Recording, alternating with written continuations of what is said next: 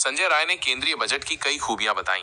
उन्होंने कहा कि इस बजट में सभी वर्गों का ध्यान रखा गया है, चाहे वो किसान हो, गरीब हो, महिलाएं हो, युवा हो या मध्यम वर्ग। सभी की चिंताओं को दूर करने की कोशिश की गई है। किसानों के लिए कई योजनाएं बनाई गई हैं ताकि उनकी समृद्धि बढ़ाई जा सके। मध्यम वर्ग को इनकम टैक्स में छूट देकर सरकार ने उनकी परचेजिंग पावर को बढ़ाने का काम किया है। इससे मध्यम वर्ग के लोगों के पास अब ज्यादा पैसे बचेंगे, जिससे वो अपनी जरूरत की चीजें खरीद सकेंगे और अपने जीवन स्तर को सुधार सकेंगे। एमएसएमई सेक्टर देश में रोजगार का एक बड़ा स्रोत है। इस सेक्टर को मजबूत करने के लिए सरकार ने बजट में कई योजनाएं बनाई हैं। इससे नए रोजगार के अवसर पैदा होंगे और देश की अर्थव्यवस्था को भी फायदा होगा। बुनियादी ढांचे को मजबूत करने के लिए भी सरकार ने बजट में कई प्रावधान किए हैं। चाहे वो रेल नेटवर्क हो या रोड नेटवर्क, दोनों को ही बेहतर बनाने के लिए सरकार ने कई कदम उठाए हैं। इससे देश की कनेक्टिविटी में सुधार होगा और लोगों को आवागमन में आसानी होगी। कुल मिलाकर संजय राय ने केंद्रीय बजट को एक अच्छा बजट बताया है, जिसमें सभी वर्गों का ध्यान रखा गया है और देश के विकास के लिए कई महत्वपूर्ण कदम उठाए गए हैं। हमारे मखाना का बहुत बड़ा उत्पादन होता है, उसको व्यवस्थित और विकसित करने के लिए मखाना बोर्ड की व्यवस्था की गई है बजट के अंतर्गत। देश के अंदर जो दलहन है उसकी बहुत खपत है और जितना दालों की खपत है उतना उत्पादन नहीं होता है, इसलिए दालें विदेश से मंगानी पड़ती है।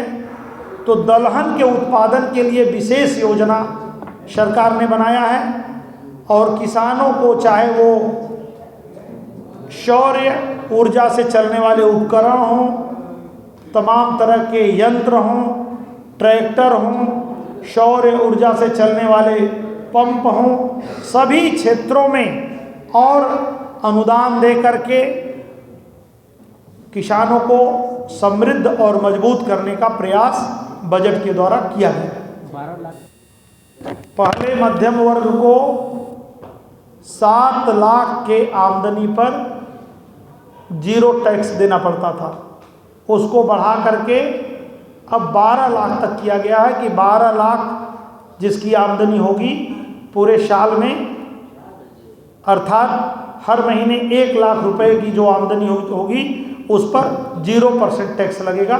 इस टैक्स की व्यवस्था के कारण देश के मध्यम वर्ग को बहुत राहत मिली है और जो पैसा बचेगा इस टैक्स के द्वारा, लगभग सरकार को 1.5 लाख करोड़ का जो है कि टैक्स का घाटा होगा, लेकिन वो 1.5 लाख करोड़ जब लोगों के हाथ में रहेगा तो उनकी परचेजिंग पावर बढ़ेगी और जब उनकी परचेजिंग पावर बढ़ेगी तो मार्केट में और बूम आएगा और देश की अर्थव्यवस्था को गति मिलेगी। भंडार अपने देश का बढ़ेगा और देश समृद्ध होगा।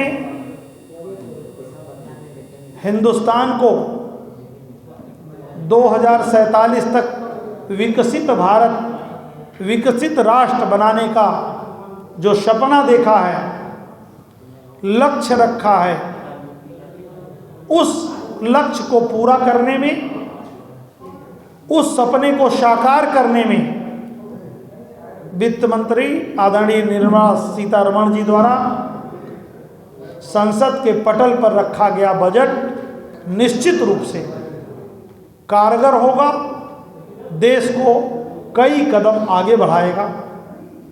इसी बात को आम जन तक पहुंचाने के लिए आज की प्रेस कॉन्फ्रेंस आयोजित की गई। इस बजट में अन्नदाता किसान भाइयों के लिए कई प्रकार की योजना बनाई गई है।